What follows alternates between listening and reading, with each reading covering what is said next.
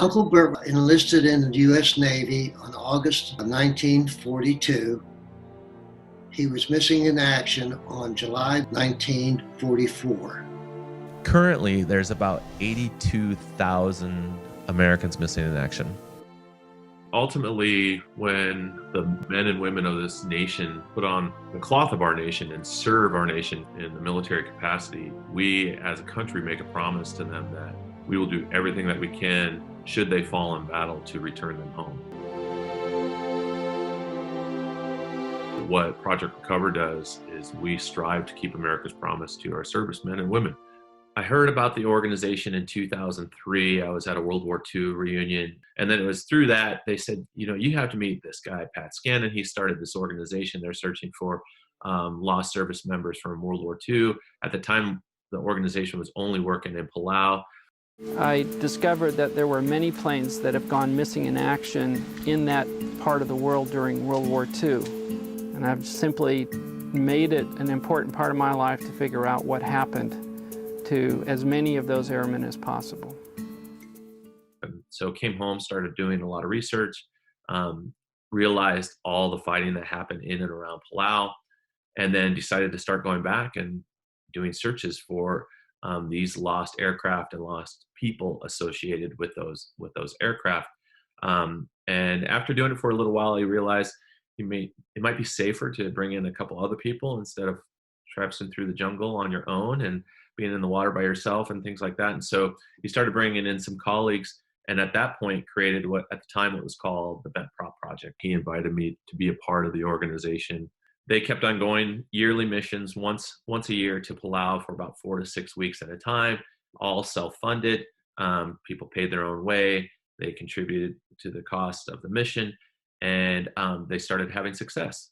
And then fast forward to about 2012, we're in Pulau on a mission, and we start running into other people, specifically representatives from Scripps Institution of Oceanography and the University of Delaware. Oceanographers actually doing work in and around Pulau, and quickly realized that there was mutual benefit in working together.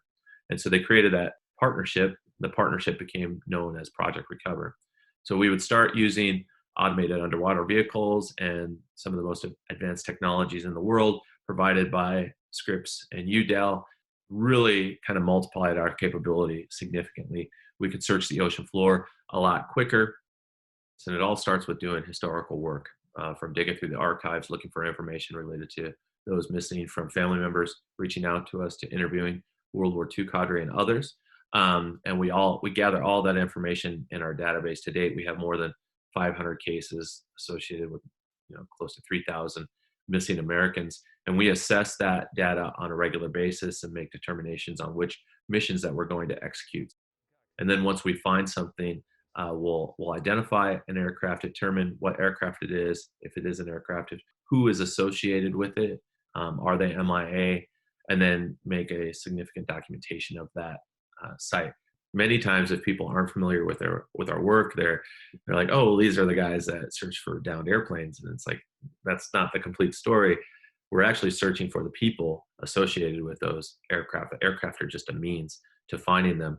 One case that from a few years ago that we located, and ultimately a couple of the MIAs were repatriated, actually goes back all the way to the beginning of our work. So Pat Scannon, when he first went to Pulau, was searching for the trawler that Ensign George Bush sunk. Well, as it turned out, George Bush's squadron flew quite a bit around Pulau, and his roommate and his friend was shot down, and he was on the wing when he was lost. And so that was a Navy Avenger. In 2014 or 2015, we located the site using side-scanning sonar from an automated underwater vehicle. And ultimately, 2 sailors were repatriated from that. Walter Mintus was repatriated back to Pennsylvania.